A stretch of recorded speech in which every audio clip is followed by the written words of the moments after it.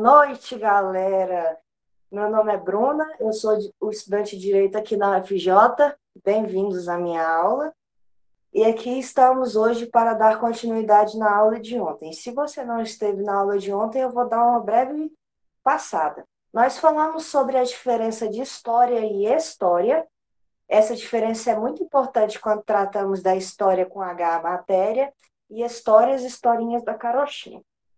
Falamos também sobre tombamento, que não é aquele se for para tombar, tombei, é o tombamento de se tornar um patrimônio histórico.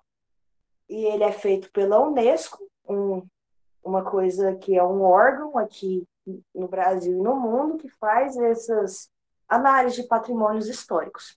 Falamos também um pouquinho do eurocentrismo, porque a Europa guiou a história até a escola dos análises, e que é uma doutrina assim que hoje em dia a gente vê uma iniciativa diferente da história.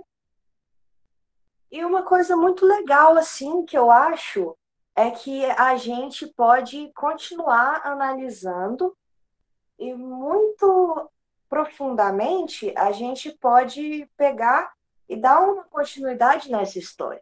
Bom, hoje aqui no quadro eu escrevi as redes sociais, peço de novo para que vocês curtam, compartilhem e assistam às nossas aulas. Comecei um canal no YouTube hoje, postei um vídeo chamado Dicas e Exercícios sobre Vestibulares, que ninguém, absolutamente ninguém vai te contar.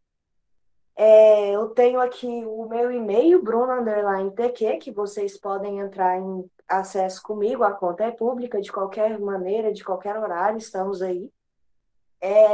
E aqui o Instagram do CAC, porque como estamos aqui lidando com uma aula de um cursinho, nós temos a questão de disponibilizar para você as informações. Como hoje a professora Ana Laura não pôde estar presente porque ela está passando mal, hoje eu substituí ela e na semana que vem ela vai dar a minha aula e a dela. Eu sei que fica um pouco maçante ver minha cara 2 vezes por semana, né? Mas tudo bem. Assim, hoje eu programei da gente falar os modelos de produção. Qual que é a diferença entre modo e modelo? O modelo é que a gente vai estabelecer um molde. A gente estabelecendo um molde dessa produção, ela vai funcionar nesse ramo. Agora, quando eu falo modo de produção, eu estou aqui produzindo em um certo modo. Ah, mas Bruno, eu não entendi muito bem a diferença. Vem comigo. Ontem eu falei que o período antes da escrita era chamado de pré-história. Mas eu, particularmente, Bruna, e vários historiadores não gostamos desse termo pré-história. Mas por que você não gosta desse termo, Bruna? Porque o sufixo pré, ele antecede uma coisa que ainda não aconteceu. E aconteceu tanta coisa nesse período, que são divididos em 3 períodos, Neolítico, Paleolítico e Idade dos Metais, que assim, a gente não pode falar que não aconteceu uma história. Não podemos falar pré-história. Então, vamos usar o termo história primitiva. Nessa história primitiva, como eu estava falando para vocês ontem, criadas uma linha do tempo pelos europeus direta, eles fizeram alguns modelos de produção. Assim, com essa história primitiva, a gente teve um modelo de produção antigo. Toda aquela historinha, né, que as pessoas, o oceano congelou e todo mundo veio a pé da Oceania, da Ásia, diretamente para a América. Não temos a comprovação científica que isso aconteceu. Sabemos que o continente Pangeia, ele se abrangeu para toda a universalidade do mundo que é hoje. Mas, assim, temos fósseis e temos fósseis de pessoas no Brasil. A brasileira mais antiga do mundo é chamada Luzia. A Luzia, ela foi uma reconstrução de um fóssil que a tecnologia permitiu para que nós possamos idealizar a face dela. Idealizamos uma face, ficamos surpresos, porque até então não achávamos que tínhamos o brasileiro mais antigo do mundo.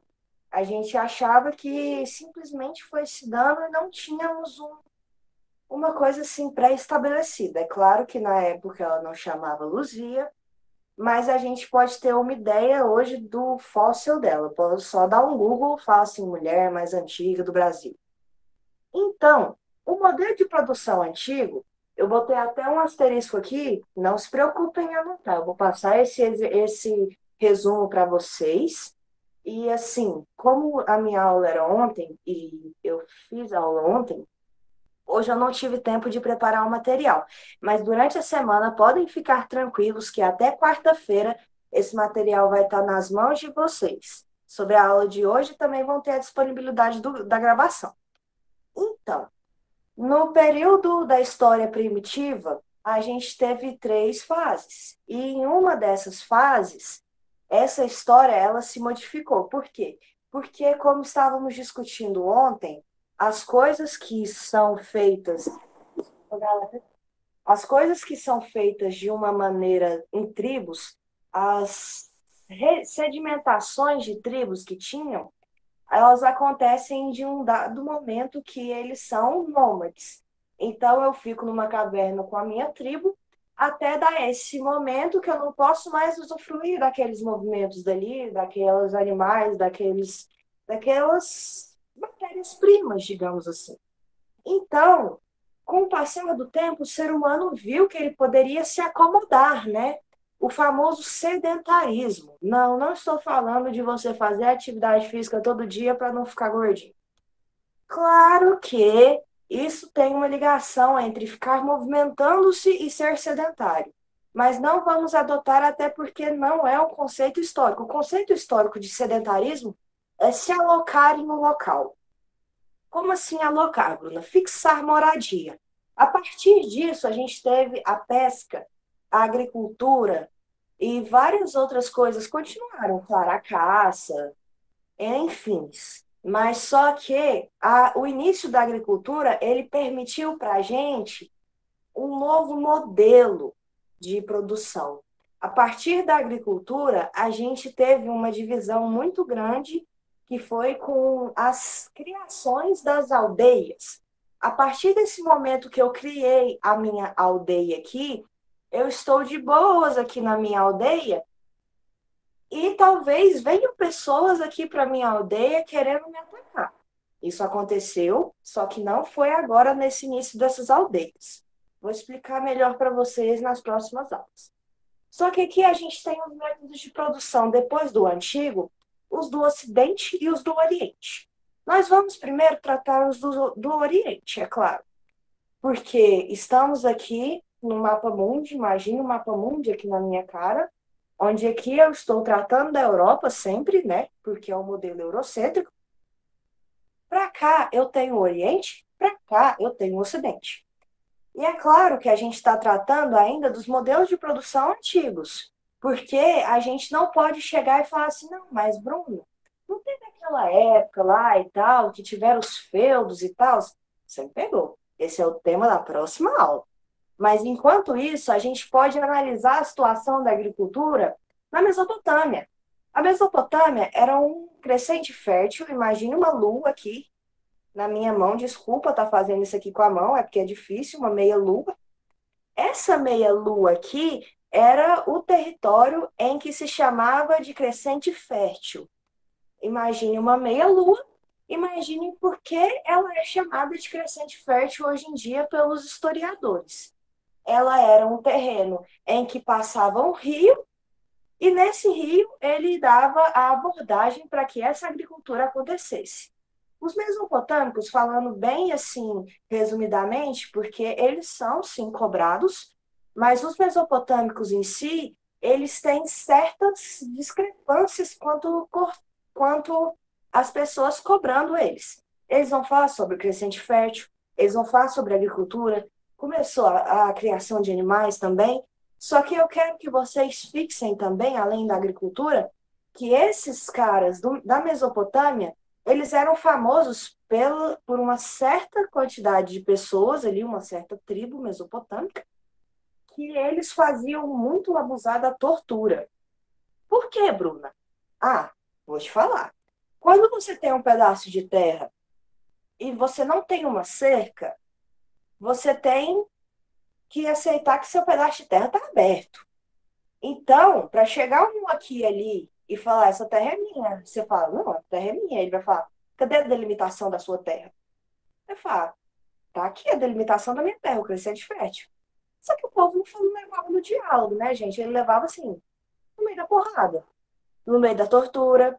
Isso vai entrar quando a gente fala também dos egípcios e também da Roma e Grécia.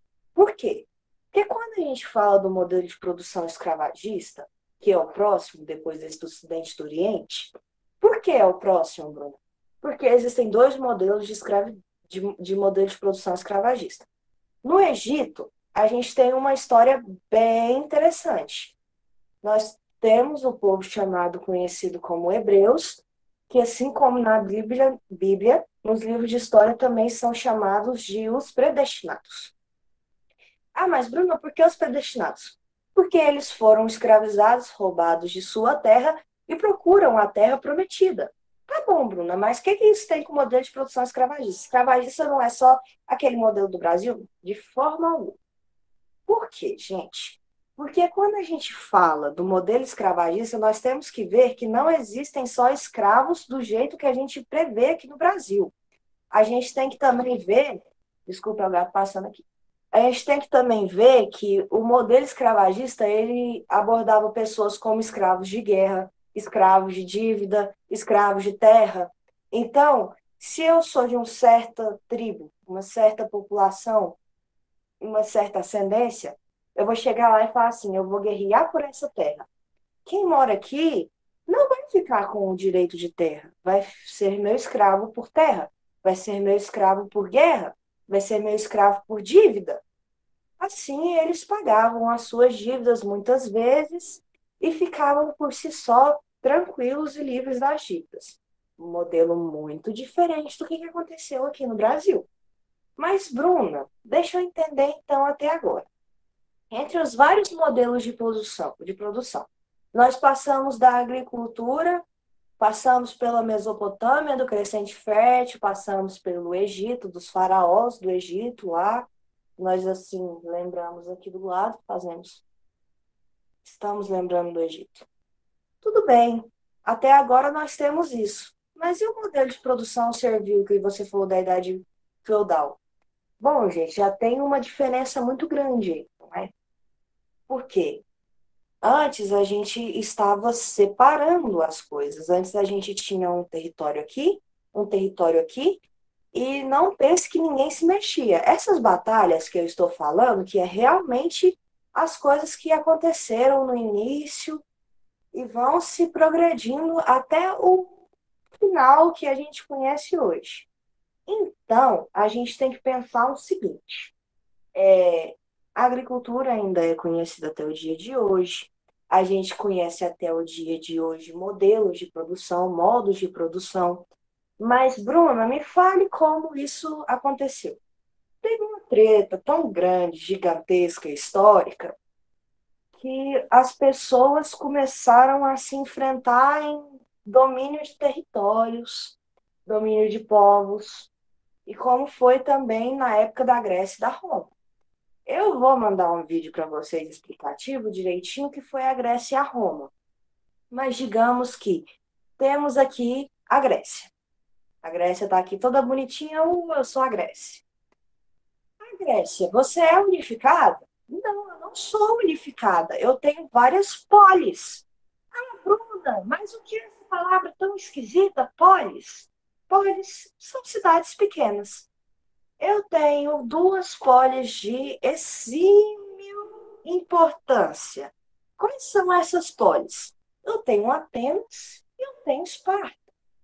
Ok, Bruna, você me fala que tem Atenas e Esparta e que elas são polis. Mas o que isso tem a ver comigo? Chega aqui. Atenas era aquele povo grego, assim, que falava: eu sou do Coliseu, eu faço política, eu sou um cidadão ateniense que tenho mais de 20 anos, que sou filho e mãe, sou filho de pai e mãe ateniense. Então eu tenho pelo meu dever de fazer política. Tanto que Atenas, na mitologia grega, é a deusa do conhecimento. Mas, Bruna, você está falando que o conhecimento ficou só em Atenas? De forma alguma. Esparta teve uma consideração fundamental, fundamental. Tanto que eu indico super para vocês que vejam os filmes Guerra de Troia, 300, 302. E por favor, gente, comentem comigo, falem o que vocês acharam desses filmes depois. Podemos fazer uma atividade, podemos fazer um quiz de como a gente lida com isso, porque foram momentos históricos que foram indo de uma civilização pequena a uma civilização grande. Ah, mas Bruno está falando de Esparta. Beleza, voltando aqui. Os espartanos, eles tinham a sua origem na guerra. Por que na guerra? Porque Esparta sempre criou guerreiros, não criou cidadãos espartanos, como foi Atenas. Ele criava guerreiros. Tanto que em Atenas, as mulheres não tinham como se expressar, as crianças não tinham como se expressar, e Atenas também era uma coisa que tinha, assim, uma cidade que, para você ser político, político não, para exercer a política, para você ser um cidadão que exerce na política, você tem que ter um escravo. Ah, mas Bruno, você está me falando do modelo escravista por dívida, por terra. Exatamente esse modelo, meu camarada. Porque eles eram muito guerreiros. As mulheres de Atenas, elas ajudavam na guerra. Os homens de Atenas iam para a guerra. E assim como eu falei para vocês, a tortura sempre existiu na história.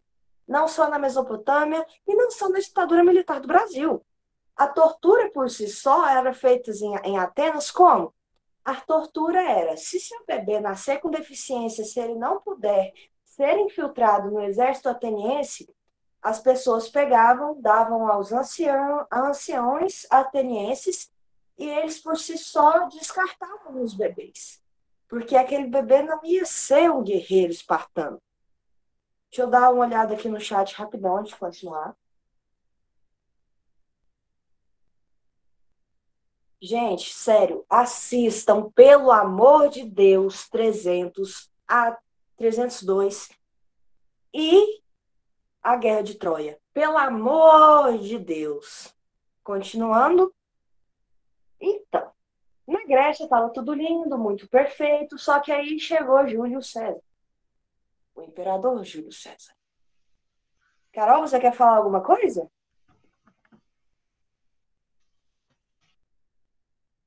Tudo bem, enquanto pode digitar aí para mim, eu estou vendo. E chegou o imperador Júlio César e falou: eu quero tudo isso. Eu quero que isso seja um império meu. Estamos falando nada mais, nada menos do grandioso e enorme Império Romano. Beleza, mas tudo isso, tal, estavam falando que o Império Romano dominou muita coisa e tal. Mas o que aconteceu com o Império Romano depois? Não estou entendendo. Te falo. A questão é que o Império Romano cresceu tanto que ele ficou sem defesa em alguns lugares. Porque se você tem muita coisa, se você quiser abraçar um toco de árvore, aqui é o limite dos seus braços. Se passar isso aqui, você vai ter que começar a abrir. E você abrindo, você dá brecha para entrar alguma coisa aqui. E entraram os bárbaros. Tanto que teve toda aquela divisão linda e maravilhosa da Igreja Católica Ortodoxa, Igreja Católica Ortodoxa Romana e tudo mais. Dividimos as igrejas, dividimos também os modos de produção. A partir do momento que essas pessoas começaram a se isolar em si, em reinos pequenos, nós temos um modelo de produção servil. Ainda não vou entrar muito nesse modelo, porque eu considero que a gente vai ver ele bem direitinho na próxima aula.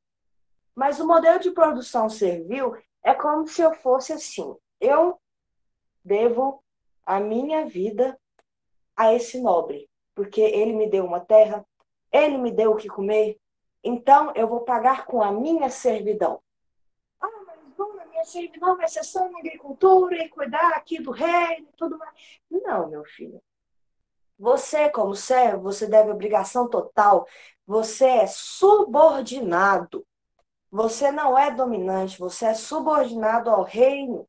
Naquele exato momento, A partir do momento que eu sou seu servo, eu estou servindo a você, eu não estou só aqui na sua propriedade tomando território assim, eu te devo, eu tenho uma dívida com você, então eu tenho que pagar essa dívida. Mas, Bruno, esse modelo de produção servil foi só na Cidade Média? De forma alguma, de forma alguma. No Brasil também teve um modelo de produção servil quando trocou o modelo de escravagista para o modelo assalariado. Porque esse modelo escravagista ele tem duas vertentes. Ele tem os escravos por dívida e por guerra, e nós temos o modelo escravagista que nós conhecemos aqui, onde o escravo não tem voz, não tem lei, não tem nada. Ele é um escravo porque ele é uma propriedade. Imagina, eu vou lá no Camelódromo de Campinas, lá em Goiânia, lindíssimo, e falo assim, nossa, eu gostei desse relógio, quanto ele é? Aí o moço vai me falar, é fulano de tal reais. Aí fala, nossa, toma aqui meus reais e me dá o relógio em troca. Tudo bem. Vocês podem achar que isso é uma objetificação? Com certeza.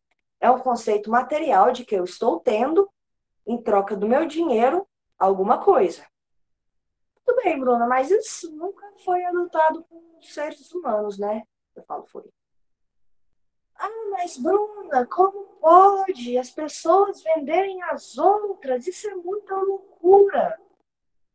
Nós temos desde 1940 e poucos a Declaração Universal dos Direitos Humanos, salvo engano, essa data. Mas faz pouquíssimo tempo, ela é uma criança perante uma história gigante que nós temos nas costas de uma herança muito materialista. Estamos no modelo de produção operária hoje em dia, mas nós tivemos um modelo servil e depois um modelo escravagista. Mas, Dona, você está me falando que as pessoas eram vendidas, que as pessoas por si só elas não tinham a credibilidade para guiar suas próprias vidas. Realmente, por um tempo, se você era escravo, se você vinha cumprir essa. Porque, assim, não só na Europa e na Ásia teve esse sistema de escravidão por quê? Na África também eram divididas em várias tribos. E as tribos eram inimigas das outras. E essas inimigas faziam escravos por guerra.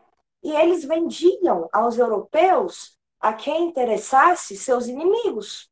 A partir do momento que eles vendiam seus inimigos, eles trocavam por coisas que lhes eram interessantes.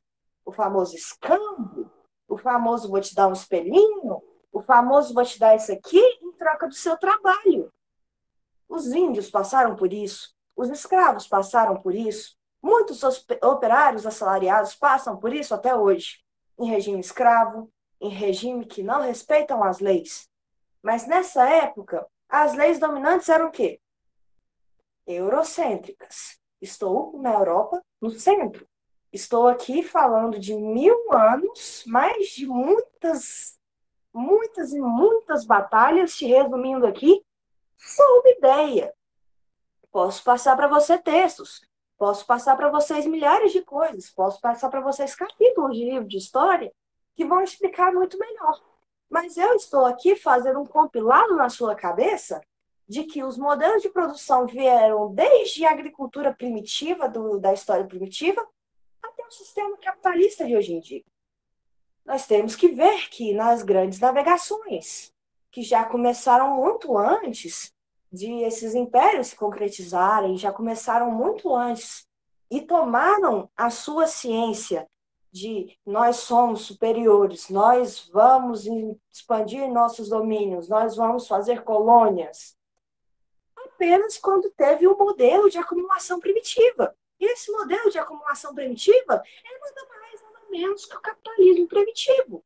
Ah, mas Bruno, esse capitalismo primitivo, o que ele fazia? Ele acumulava metais, ele fazia uma balança comercial favorável a quem estava aqui, ó, na capital, a quem estava aqui, ó, no reino. E para quem ia tudo isso, Bruno? Se todo mundo ia em torno do rei, fazia mundos e fundos para que tudo seja em torno do seu reinado. Ia para o rei. Ah, mas Bruna, e os camponeses, e os nobres, e o clero? Vou te ensinar uma coisa. Na história, nós sempre, sempre, sempre teremos uma pirâmide. E nem sempre uma pirâmide que seja respeitosa aos direitos humanos. Quase nunca, na verdade.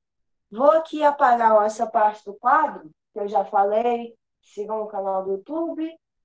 Me contatem nas redes sociais minhas, do CAC, me chamem no WhatsApp. Mas aqui eu vou apagar rapidão para fazer um esquema para vocês.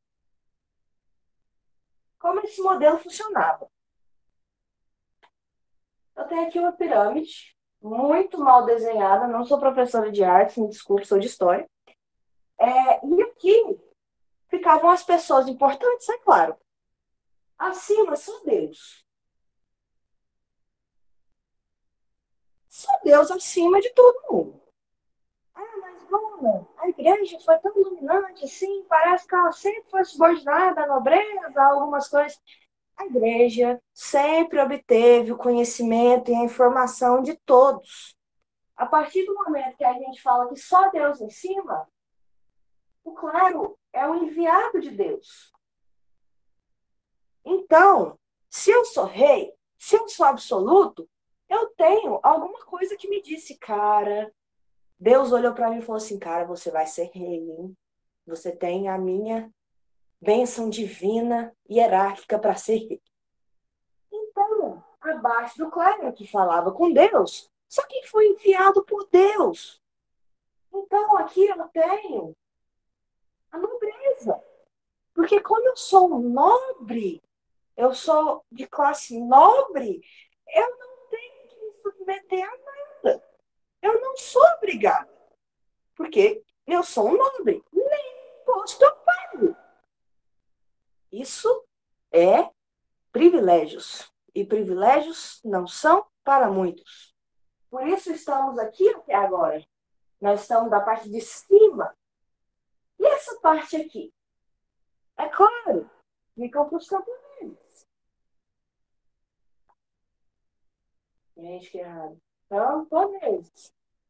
Ficam para os camponeses. Mas os camponeses, como que eram os camponeses, Bruno? Eles eram, assim, abaixo da nobreza, só que nada, nada, nada era abaixo dos escravos.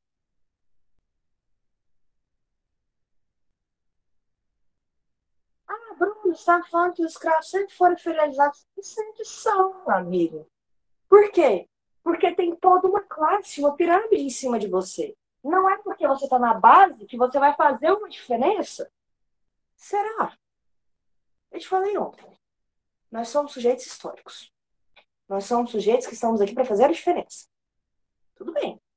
Mas nós vamos abordar isso mais para frente. Nesta época, Deus absoluto, católico, mandava em você, você, você, você, você, você.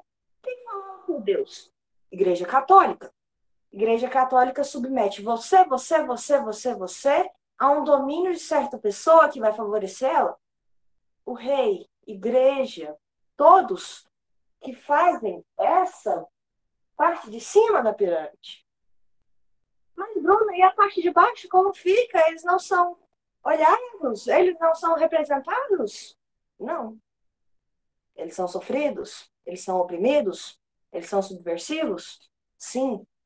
E por muito, muito tempo ficou assim até que a gente ganhasse direitos humanos, direitos do homem, do cidadão. Isso na Revolução Francesa, cara. Tô te falando aqui do período que tudo aconteceu. Tô te falando aqui do período que tudo começou. Tô te falando aqui do período que é muito antes de Cristo. Um período que é muito depois que aconteceu o Big Bang ou Adão e Eva. Mas eu tô falando de um período que as pessoas se andavam em tribos, ramificações de si mesmas e continuavam estando no mesmo lugar. Estávamos aqui equilibrados. Agora, por que nós temos uma pirâmide? Ah, porque eu sou rei e mando nessa porra toda. Tudo bem, se você é rei, manda nessa porra toda. E é assim que o modelo escravocrata ficou implementado. Porque os escravos não tinham voz, nem vez, nem razão. Gregório de Matos, um grandíssimo escritor, poeta barroco, mas também um idiota, falou que o negro não tinha alma, porque o negro não tinha sangue, porque ele não ficava vermelho. Gente, em pleno século XXI, pelo amor de Deus, com tantos poetas, com tantas coisas, que se você usar isso, que seja para criticar. Por quê? Quando você me fala, não, mas Bruno, eu quero usar Platão na minha redação e tudo mais, eu falei, pode usar Platão, mas saiba que ele era a favor do escravismo. Ah, mas é escravismo aqui da América ou escravismo da Grécia da Roma? Platão era da Grécia, meus amores. Então, por mais que ele fosse escravista, ele estava em seu tempo, ele estava em uma condição totalmente pequena. Nós estamos aqui em 2020 analisando os erros históricos para não acontecer para o futuro, para não acontecer no presente, para não acontecer daqui para frente. Agora venha aqui, considerando essa pirâmide, nós podemos falar que ela mudou pouco? Ou ela mudou muito? Assim, eu fico com a primeira opção. Por quê? No modelo de produção operário, nós passamos a ser operários. Nós passamos a ser assalariados. Nós passamos a ter direitos? Talvez. No início, não. Mas nós somos trabalhadores braçais. Nós temos o meio de produção. Nós temos as forças de produção. Ah, mas, Bruna, quem é dono dos modos de produção? A burguesia. Quem é dono, muitas vezes, dos modos e meios de produção? A burguesia. Ah, o que nós operários temos? Força de trabalho. Ah, mas, Bruna, então outras pessoas pararam de vender a minha força de trabalho para que eu possa vender a minha força de trabalho em prol do dinheiro? Bem-vindo! Capitalismo industrial! Bem-vindo! Muito bem. Igreja Católica parou de ter força? Não. Igreja Protestante parou de ter força? Não. Então Deus ainda é absoluto acima de tudo e todos? Com certeza. Com certeza. Mesmo se você for ateu, se você for agnóstico, você vai ter que virar sua cabeça e falar sim, Deus ainda tem forte influência. O clero ainda existe? A igreja ainda é forte? Com certeza. Falando aqui que eu sou cristã, é claro, mas como professora de história, eu vejo que os danos que a Igreja Católica causou para todo o mundo são equivalentes às vantagens. É claro que eu falo para vocês que nunca, jamais descrencem suas crenças, mas a Igreja Católica nesse período e hoje em dia não é perfeita. Nada é perfeito. E o que é perfeito não podemos ver. O que é perfeito é onipotente, onisciente e onipresente. A Igreja Católica fala por ele. A Igreja Católica está agindo por ele. E muitas vezes na história a Igreja Católica ganhou terras, pessoas e dinheiro por ele. Ninguém perguntou para ele se ele queria. Ah, mas Bruna, e os nobres também não ganharam essas coisas? Com certeza. Os nobres são os burgueses. Porque a burguesia surgiu em um ponto que a nobreza não queria mais dar moral para ela. Falar assim, ó, o comércio está crescendo, e aí? Ô, burguês aqui, burguês, quero saber da sua posição nobreza. Eu vou estar participando ou não da política? A nobreza falou, você? Ontem era camponês, hoje você está dono de tudo? Você acha mesmo que eu vou deixar você participar dos meus patrimônios? Absolutely not. Absolutely disgusting. Ah, mas beleza. Bom, então, se eu sou burguês e eu estou crescendo e eu tenho mais dinheiro que eles, eu vou deixar eles mandarem em mim? É claro que não. Eu vou lá e conquisto meus direitos. Tiveram ambas e várias revoluções. Mas quando eu trato da Revolução Francesa, Quem fez a revolução foram os burgueses. E os burgueses de classe alta, de classe média, de classe baixa. Qual vocês acham, meus amores? Dentro da burguesia tem subdivisões. E os burgueses de classe alta hoje são os novos nobres. Os burgueses de classe baixa são a classe média. E os burgueses de classe média são a classe média alta. Bruna, e o operário? Onde fica isso? Ele fica subordinado às vontades da burguesia. Ah, mas por que se sem eu não funciona? Porque, meu filho, desde muito antigamente até hoje em dia, tem uma coisa chamada desemprego, mercado de trabalho, ainda mais no capitalismo industrial. Nesse capitalismo industrial, se você não quer, tem quem queira. Se você não está disposto a trabalhar em condições assim, tem quem queira. Agora eu falo para vocês. Uma jornada de trabalho mais de 12 horas, em condições insalubres, em condições que a gente não tem condições de viver com isso, que muitas pessoas morrem. O que é a salvação que acontece com esse operariado? Os direitos vão surgir, é claro, mas não de início.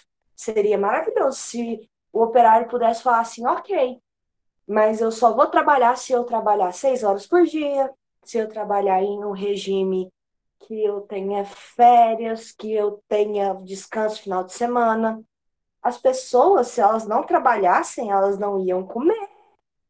Morrer de fome, morrer de doença, morrer de miséria, as pessoas não queriam. Então, elas se submetiam a condições subhumanas para ter o que comer. Hoje em dia, a gente vai ali na cozinha, pega um iogurte na geladeira quando a gente está com fome. Mas antigamente, e muita realidade social, hoje em dia não é assim. O capitalismo mostra que você tem que pegar o lucro. E não pode gastá-lo se não for em prol do mesmo lucro. O que tira a noção de ociosidade da pessoa. A pessoa sempre vai estar aquele relógio cronometrando, tim, tim, tim, tim, tim, tim, tim, tim. Sua vida hoje não para. Ford e Taylor, por sua vez, fizeram uma ótima alusão que eu adoro empregá-la sempre. O sistema capitalista colocou em nós um relógio cronometrado que você não pode mais tirá-lo da sua vida. A partir do momento que você internalizou esse relógio, esse sistema de produção cronometrado, você nunca mais na sua vida vai ter paz. Você nunca mais na sua vida vai conseguir ficar ocioso o tempo inteiro. Por isso as pessoas estão malucas para sair na rua, voltar a trabalhar na quarentena. Até porque, além de ser a verdade, trabalhar para ganhar o pão do dia, uma expressão tão simples, mas tão verdadeira, esse relógio não te deixa parar. Mesmo se você tiver condições de ficar em casa na quarentena, você quer falar, meu Deus, eu quero trabalhar no home office, eu quero trabalhar não sei o quê, porque a sua mentalidade como operário, ela está sendo trabalhada dioturnamente para que você seja submissa do sistema capitalista. E você que continua assim, você tem, assim, uma saída? Não tem uma saída, porque é o sistema vigente hoje em dia. Nas próximas aulas, a gente vai falar sobre os modelos. Eu espero que tenha ficado bem entendido, por mais que eu fiz uma retomada histórica bem rápida. Não fiquem com medo, a gente vai destrinchar melhor tudo isso. Eu vou mandar materiais, assistam os filmes, curtam, compartilhem, tirem foto desse momento, postem nas suas redes sociais. E eu agradeço muitíssimo a vocês pelo tempo. Me desculpem se isso não tem um filme de ficção que aborda essa questão do trabalho, o preço da manhã. Também o Homem Moderno do Charlie Chaplin, que ele fica assim, ó, ele sai do trabalho e ele vai para casa assim, porque ele não consegue mais desritimar o ritmo operário dele. E como eu estava falando, gente, espero que não tenha ficado Espero que não tenha ficado muitas dúvidas. Se ficou dúvida, por favor, me chama, me manda um zapson, me manda aqui no Instagram, Bruno_TQ, tirem fotos, curtam, compartilhem. E é isso, meus amores.